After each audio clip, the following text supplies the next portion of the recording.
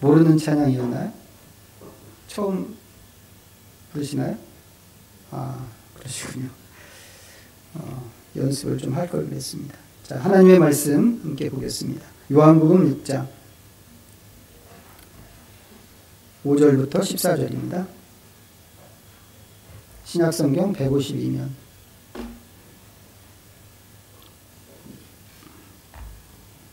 요한복음 6장 5절부터 14절까지 자, 함께 읽겠습니다. 주신 말씀. 예수께서 눈을 들어 큰 무리가 자기에게로 오는 것을 보시고 빌립에게 이르시되 우리가 어디서 떡을 싸서 이 사람들을 먹이겠느냐 하시니 이렇게 말씀하심은 친히 어떻게 하실지를 아시고 빌립을 시험하고자 하심이라. 빌립이 대답하되 각 사람으로 조금씩 받게 할지라도 200데나리온의 떡이 부족하리이다. 제자 중 하나 곧 시몬 베드로의 형제 안드레가 예수께 여짜오되 여기 한 아이가 있어 보리떡 5개와 물고기 2마리를 가지고 있나이다. 그러나 그것이 이 많은 사람에게 얼마나 되겠사옵나이까. 예수께서 이르시되 이 사람들로 앉게 하라 하시니 그곳에 잔디가 많은지라 사람들이 앉으니 수가 5,000명쯤 되더라. 예수께서 떡을 가져 축사하신 후에 앉아있는 자들에게 나눠주시고 물고기도 그렇게 그들의 원대로 주시니라. 그들이 배부른 후에 예수께서 제자들에게 이르시되 남은 조각을 거두고 버리는 것이 없게 하라 하심으로 이에 거두니 보리떡 5개로 먹고 남은 조각이 12바구니에 찼더라. 그 사람들이 예수께서 행하신 이 표적을 보고 말하되 이는 참으로 세상에 오실 그 선지자라 하더라. 아멘. 14절까지. 다시 오병이어 이야기로 좀 돌아왔습니다. 오늘 본문 읽은 본문이 예수님께서 큰 무리가 자기에게로 오는 것을 보시고 하는 것으로 이제 시작을 하고 있습니다. 우리가 이제 5절부터 읽었는데 이제 이 5절 이전에 있는 얘기를 보면 예수님께서 제자들과 함께 산에 올라가서 거기 앉으셨다고 하는 이야기가 3절에 나오고요. 또 이야기가 다 끝나고 나서 이제 오병이어 사역이 우리 14절까지 읽었는데 오병이어 사역이 다 끝나고 예수님께서 다시 산으로 또 떠나셨다고 하는 이야기가 15절 바로 이어지는 15절에 있습니다. 그러면 실제 오병이어 사역은 어디서 있었던 일일까 되게 궁금한 게 있는데 오늘 이 장소는 여기 보니까 잔디가 많고 잔디가 많은 어떤 곳입니다. 그리고 이렇게 많은 사람들이 좀 넉넉하게 앉아서 말씀도 듣고 식사도 하고 이제 할 정도로 충분히 넓은 그런 장소죠. 공간복음서에도 이제 이 오병이어 이야기가 다 공통적으로 나옵니다. 근데 공간복음서에서는 지금 이곳이 어떤 한적한 곳이고 마을에서도 멀리 떨어진 빈 들이라고 이렇게 소개하는 게 있고 특별히 누가복음에서는 아예 딱 여기가 벳세다라고 하면서 이제 지명을 딱 지명해 주는 게 있습니다. 그래서 우리는 보통 이제 이 이야기를 벳세다 광야에서 일어난 오병이어 사건이라고 이제 이렇게 이야기하는데 여기서 이제 오늘 말씀에 이제 빈들이라고 하는 말이 이제 히브리어에서는 이제 광야라고 하는 뜻으로도 이제 쓰이는 말이기 때문에 이제 이렇게 부른다고 하는 것을 이제 좀 염두에 두시면 좋겠습니다. 자, 어쨌거나 오늘 큰 무리가 이렇게 마을에서 멀리 떨어진 곳으로 이제 그것도 아무것도 없는 막막한 광야 같은 곳으로 나왔습니다. 예수님을 찾아서 나온 곳입니다. 예수님을 찾아서 나왔는데 예수님께서 그렇게 큰 무리가 자기에게로 오는 것을 보셨습니다. 그리고는 빌립에게 물으셨죠. 우리가 어디서 떡을 사서 이 사람들을 먹이겠느냐. 이렇게 물으시는 데는 이유가 있습니다. 예수님께서 친히 이 문제를 어떻게 다루실지 마음에 정하신 것이 있기 때문에 그렇고 또 하나는 빌립을 시험하기 위해서라고 그랬습니다. 그렇게 하고 이 이야기가 예수님의 그 의도, 그 두 가지 의도에 의해서 이 사건이, 이 오병이어 사건이 전개되는 것입니다. 이걸 근거로 해서 이제 보면 오병이어 사건, 이 오병이어 이야기는 단순히 배고픈 큰 무리 백성들에게 그냥 빵을 주신 이야기만이 아니라는 것을 우리가 좀 생각할 수 있습니다. 그것과 함께, 그거 당연히 있지만 그것과 함께 빌립을 시험하신 이야기라고 하는 것입니다. 오늘 이 얘기를 조금 하려고 합니다. 예수님께서 빌립을 시험하셨어요. 근데 빌립을 시험하셨다고 하는 이 말을 딱 읽는 순간에 첫 번째 드는 생각이 있습니다. 예수님 이러시면 안 되는 거잖아. 왜 안 되나요? 야고보서 1장 말씀 볼까요? 야고보서 1장 371면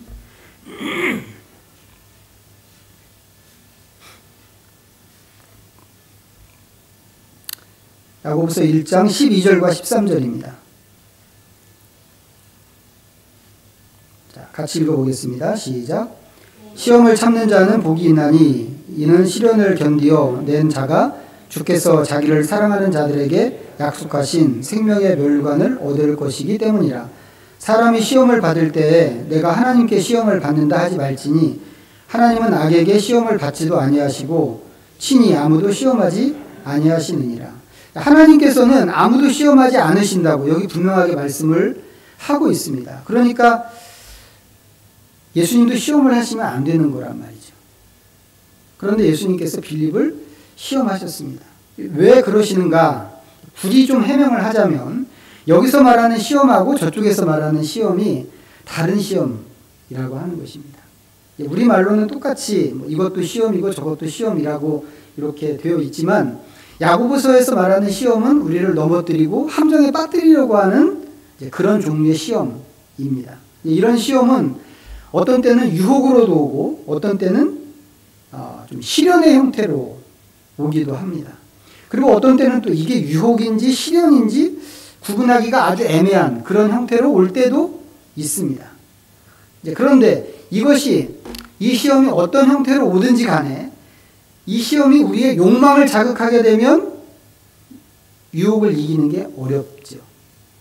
그건 유혹입니다. 유혹을 이기는 게 어렵고 우리의 어떤 우리한테 고통을 주는 것으로 온다고 한다면 그리고 그 고통이 크다고 하면 그 고통 때문에 또 시험을 견디는 게 어려울 수밖에 없습니다.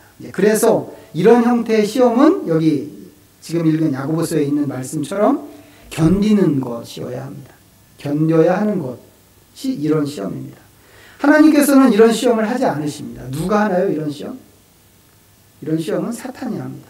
사탄이 하와를 시험한 게 대표적인 경우인데 아담과 하와는 그 시험을 못 견디고 쓰러져 버렸습니다. 이에 비해서 예수님께서 빌립을 시험하시는 것은 일종의 테스트입니다. 그건 마치 학생이 학교 공부를 얼마나 잘 따라왔는가를 점검하기 위해서 시험을 보는 것하고 똑같은 것이라고 할 수 있습니다.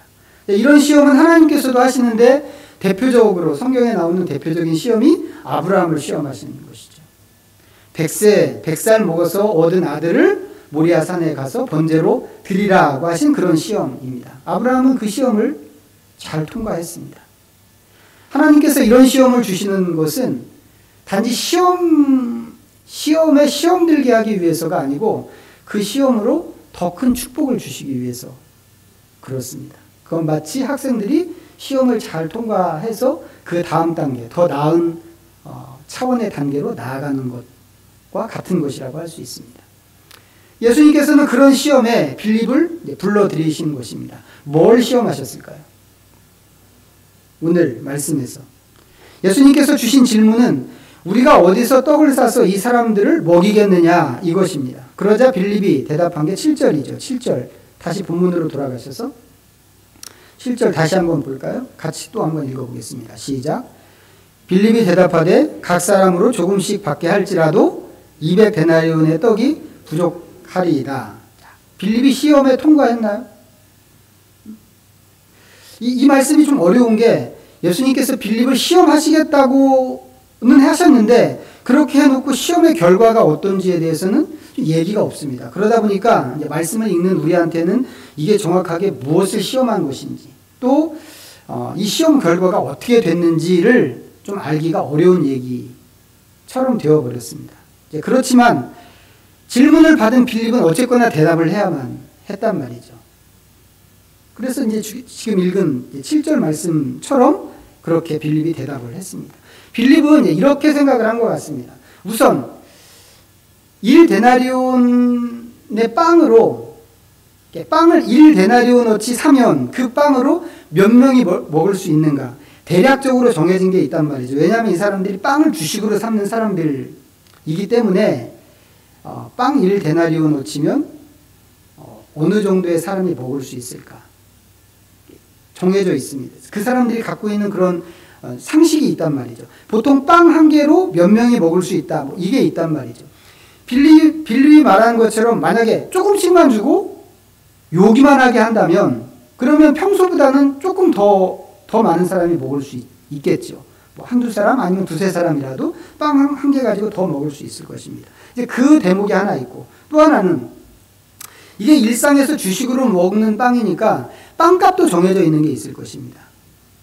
이거는 뭐 바가지를 씌울 수 있는 게 아니란 말이죠. 그러면 데나리온 하나로 그런 정해져 있는 빵값이 정해져 있는 그런 빵을 몇 개 살 수 있는가 하는 것도 답이 금방 나옵니다. 이 짧은 순간에 빌립의 머리가 이제 팽팽 돌아가는 겁니다. 장정 5천 명에 거기에 딸린 사람들까지 다 합치고 자, 1데나리온 곱하기 빵 몇 개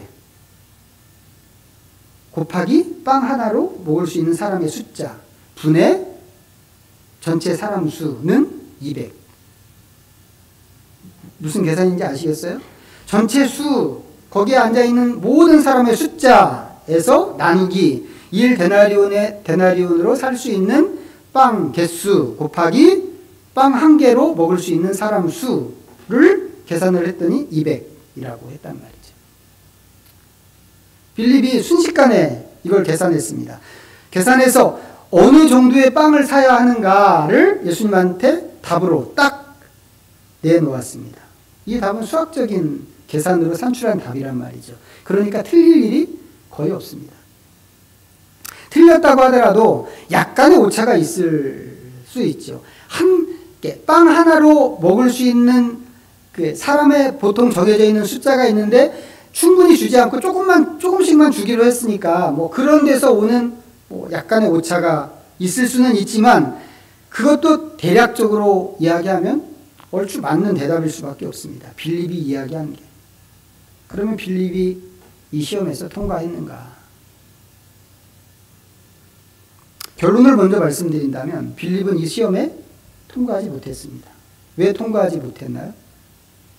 빌립이 생각한 것은 이 사람들을 먹인다고 할 때 들어가는 비용이었습니다. 빌립이 이거 생각했죠. 이 사람들이 안식일에는 일하지 않는 사람입니다. 일주일 7일 중에 안식일 하루 빼고 일주일 6일 동안 꼬박 일한다고 하고 200데나리온이면 한 사람 연봉의 3분의 2에 해당하는 그런 금액입니다. 엄청나게 큰 금액인 거죠. 연봉의 3분의 2면.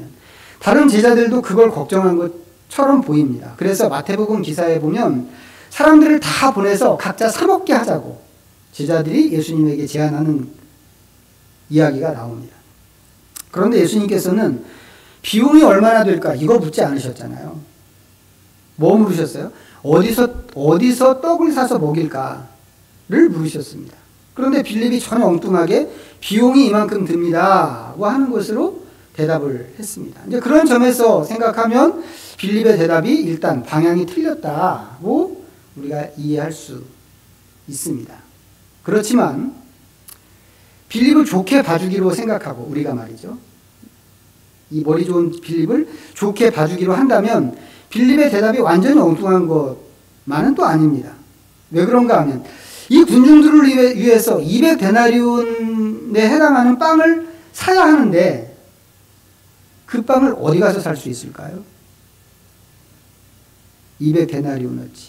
한 사람의 연봉 3분의 2에 해당하는 그 금액의 빵을 주식으로 먹는 그 싼 빵을 어디 가서 살 수 있을까? 그 옛날 2000년 전이에요. 옛날 팔레스타인 시골 마을에서 마을 전체를 다 뒤진다고 하더라도 이렇게 많은 빵을 구할 수 있을까? 이거 쉽지 않단 말이죠. 거의 불가능한 얘기입니다. 뿐만 아니라 지금 여기는 마을에서 한참이나 떨어진 아무도 없는 빈들이란 말이죠. 그럼 빵 사러 좀 멀리 있는 데까지, 멀리 있는 마을까지 가보지 뭐. 그렇게 해서 멀리까지 가서 빵을 구한다고 하더라도 그 빵을 여기로 다시 옮겨오는 것도 이게 보통 일이 아닙니다. 그러니까 200데나리온의 빵도 부족합니다 라고 하는 이 빌립의 말 속에는 이 많은 사람에게 빵을 사서 먹이려고 하는 것은 그 자체가 불가능한 일입니다 라고 하는 의미가 들어있는 대답일 수 있단 말이죠. 단지 비용 문제가 아니라 방향이 아주 틀린 대답은 아닐 수 있다고 하는 것입니다. 오히려 상황 파악을 정확하게 하고 수학적으로까지 결론을 내준 그런 대답이라고도 할 수 있습니다. 그런데 빌립이 이렇게 치밀하게 상황을 파악하고 계산하고 하면서 이 계산에 넣지 않은 것이 있습니다. 뭘까요? 주님께서 무엇을 하실까 하는 것입니다.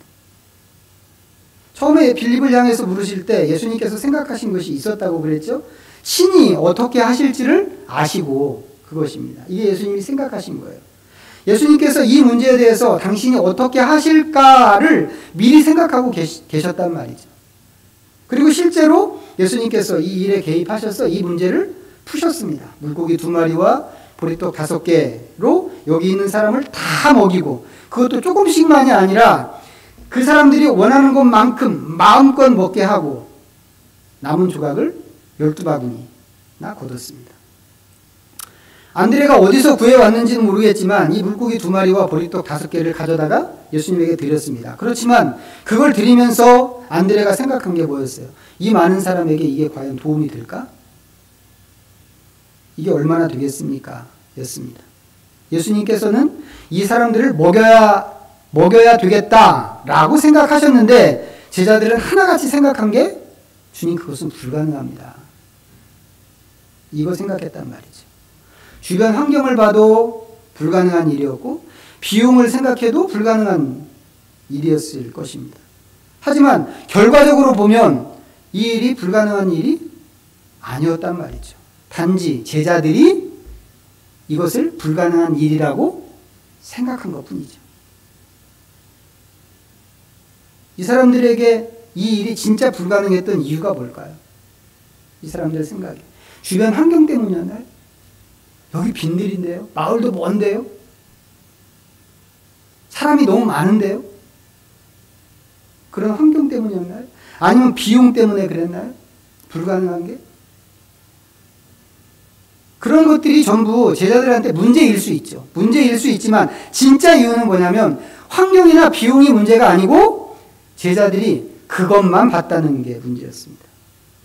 그 환경과 비용에 관한 문제만 봤다는 것이죠. 이 사람들이 주님을 생각했어야 되는데 그렇게 하지 않고 환경과 비용만 생각했다고 하는 것. 이게 제자들에게 공통적으로 이 일을 불가능한 일로 취급하게 한 이유라고 하는 것입니다. 민수기 11장 한번 볼까요?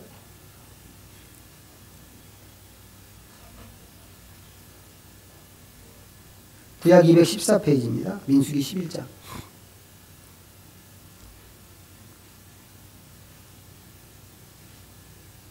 18절부터 23절까지 같이 읽어보겠습니다. 시작. 또 백성에게 이르기를 너희의 몸을 거룩히 하여 내일 고기 먹기를 기다리라. 너희가 울며 이르기를 누가 우리에게 고기를 주어 먹게 하랴.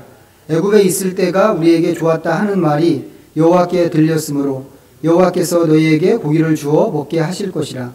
하루나 이틀이나 닷새나 열흘이나 20날만 먹을 뿐 아니라 냄새도 싫어하기까지 한 달 동안 먹게 하시리니 이는 너희가 너희 중에 계시는 여호와를 멸시하고 그 앞에서 울며 이르기를 우리가 어찌하여 애굽에서 나왔던가 함이라 하라.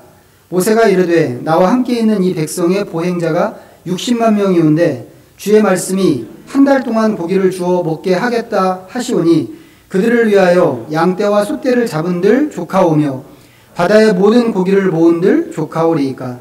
여호와께서 모세에게 이르시되 여호와의 손이 짧으냐? 내가 이제 내 말이 내게 응하는 여부를 보리라. 자, 지금 이 이야기는 뭐 아시겠습니다만 이스라엘 백성들이 모세를 향해서 고기 내놓으라고, 우리 고기 먹고 싶다고, 고기 못 먹어서 지금 죽게 생겼다고, 힘 빠져서 그러면서 데모를 하는 그런 이야기입니다. 모세가 이 사람들의 이 데모하는 그 분위기가 너무 거세고 모세가 감당하기 너무 힘들어서 주님 차라리 나를 죽여주십시오 라고 이야기하면서 하소연을 했는데 하나님께서 그런 모세한테 말씀하시기를 앞으로 한 달 동안 고기를 매일 먹게 해주겠다고 그러셨습니다. 그러자 모세가 바로 대꾸를 하는데 하나님 그건 불가능합니다 라고 그랬습니다. 왜 불가능한가요? 지금 여기는 아무것도 없는 광야이기 때문에 불가능하고 또 여기 있는 사람이 장정만 계산해도 60만 명이나 되기 때문에 불가능합니다.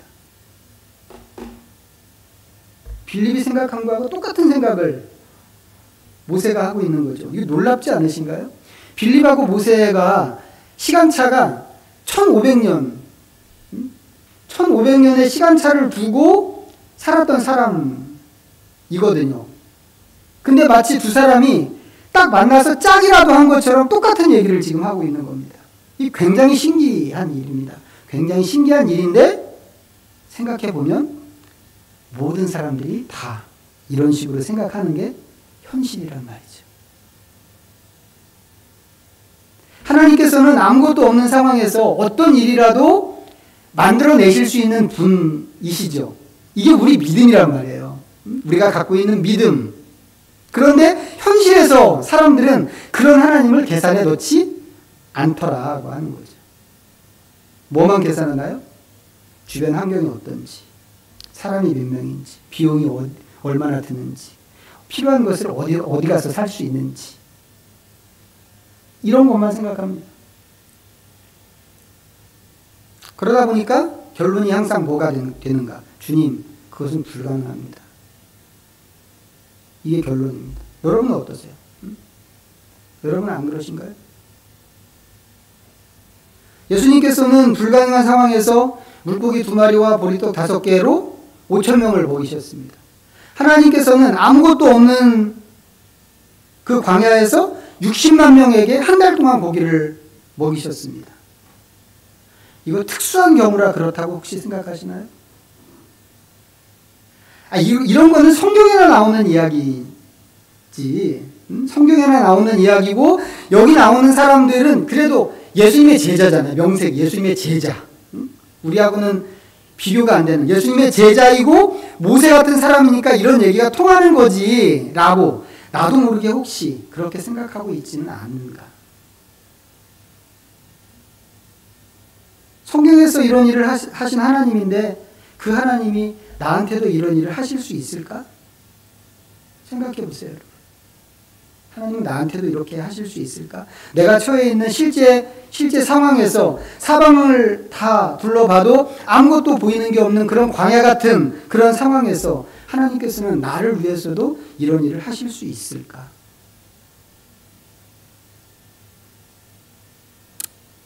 오래된 이야기입니다만 제가 선교사 훈련 받을 때 있었던 일인데 한 6개월 정도 이렇게 훈련을 받는데 이제 중간에 필리핀 이제 한 달 정도 필리핀 가서 이제 적응 훈련하고 이제 하는 그런 과정이 있었습니다. 그리고 돌아와서는 이제 한 2-3달 지나면 이제 진짜 보따리 싸가지고 이제 떠나는 건데 이제 그렇게 앞으로 있을 일들을 생각하고 좀 약간 들뜬 마음도 있고, 순교제 가면 어떤 일이 있을까, 뭐 이제 이런 것들 생각하고 있는데 어느 날 은행에서 연락이 왔어요. 오래된 카드 연체가 있으니까 빚 갚으라고. 난 카드 만든 적도 없는데, 카드 만든 기억도 없는데 이게 뭐지?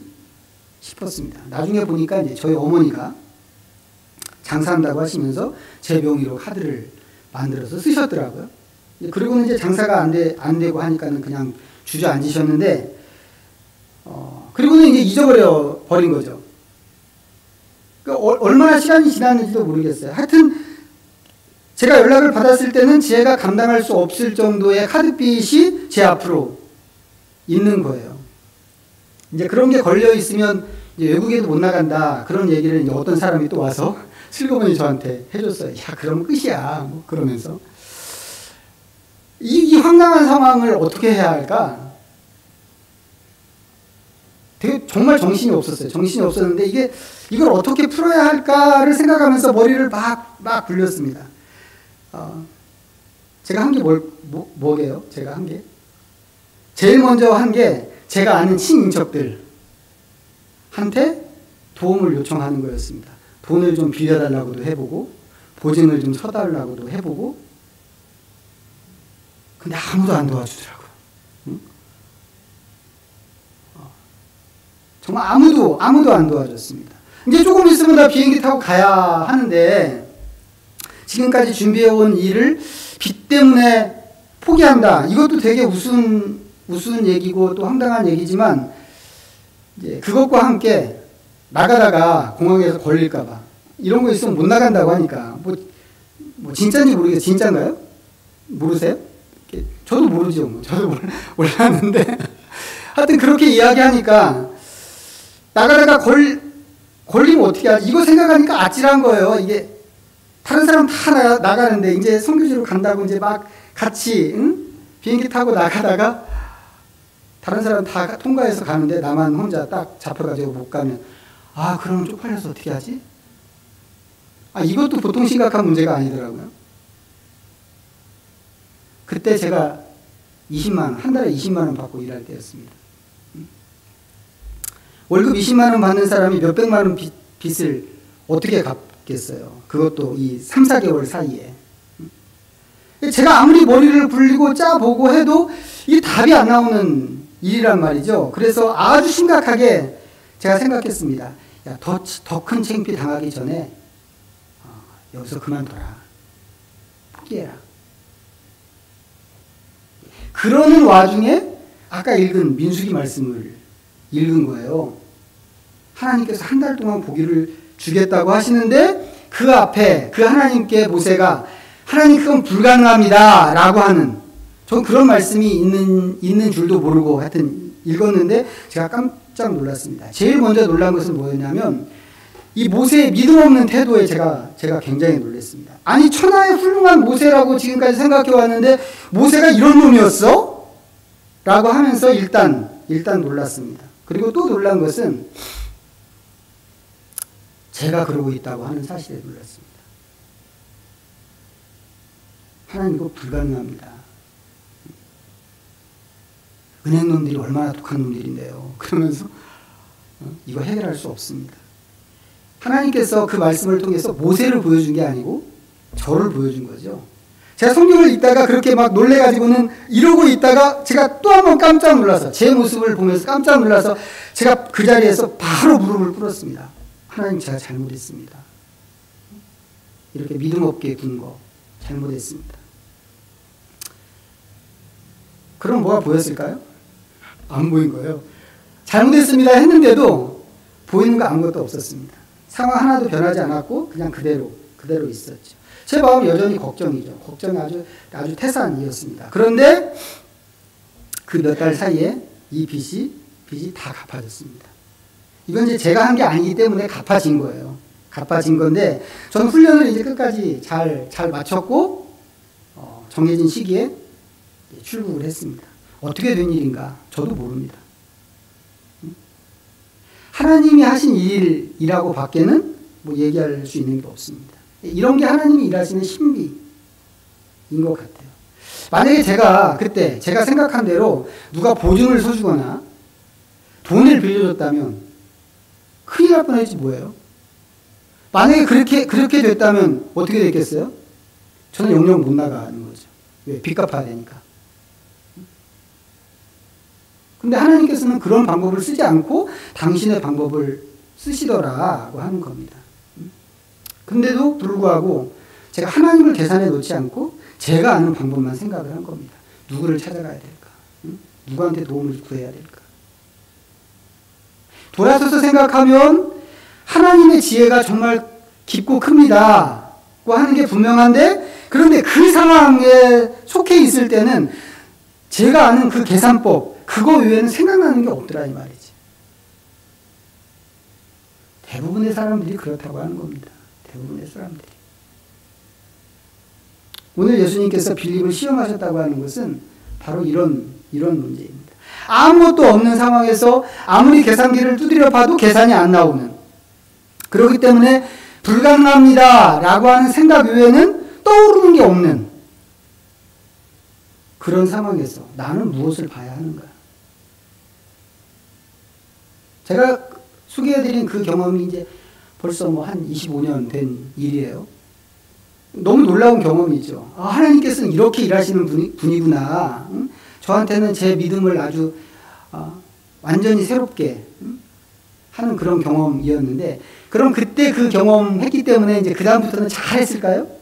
No, 그거 아니더란 말이죠. 매번 똑같습니다.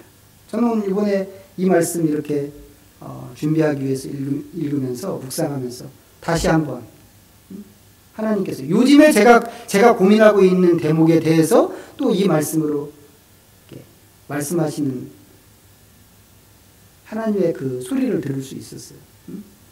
하나님 이런 분이었지.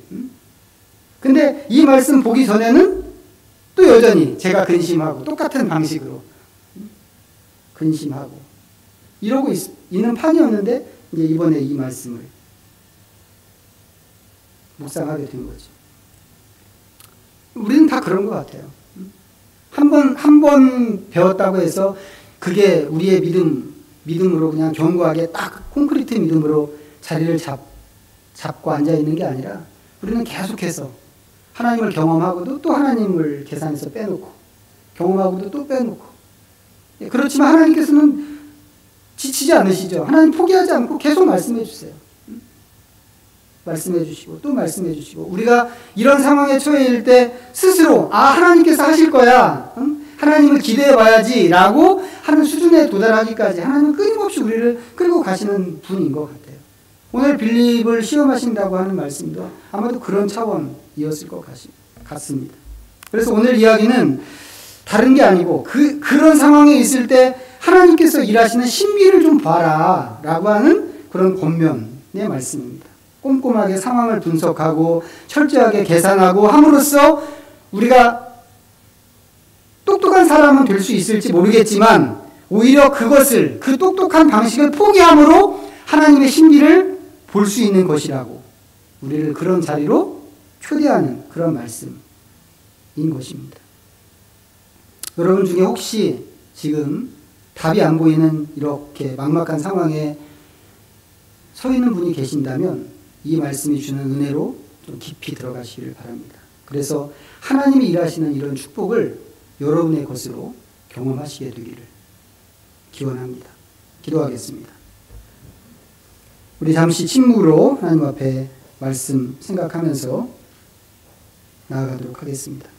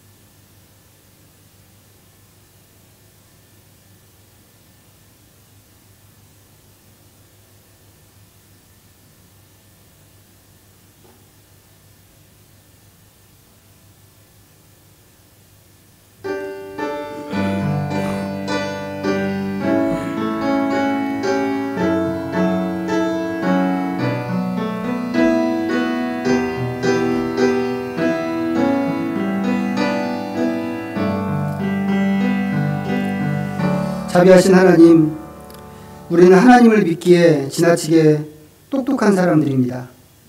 우리는 우리의 계산법에 너무 매몰되어 있어서 하나님을 염두에 두지 못할 때가 많습니다.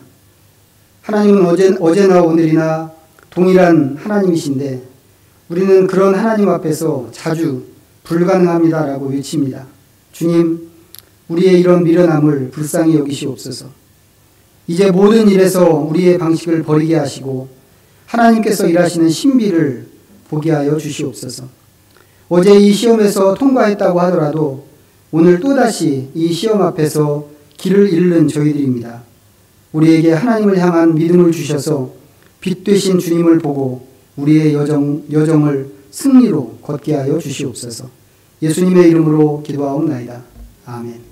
찬송가 634장 함께 찬양하시면서 봉헌하겠습니다.